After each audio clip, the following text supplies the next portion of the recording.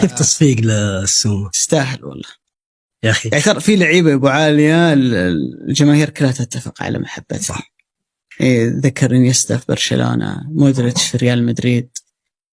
اللاعب اللي من هذه النوعية ترى كل الجماهير تحبه، خاصة على نهاية المسيرة يصير تقدير الشيء اللي أنت سويته قدمته.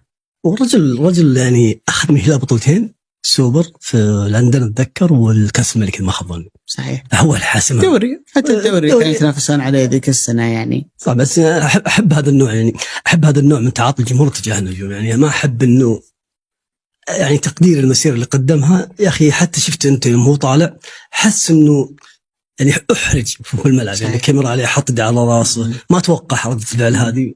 شيء إيجابي صراحة من جمهور لا تجاه لاعب ونجم مثل مصر. وتقدير أبو عالية للاعب خلينا نقول البطل. إن هذا ما هو مكانك، مع احترام العروبة، منافسة على الهبوط هذا ما هو بقدرك.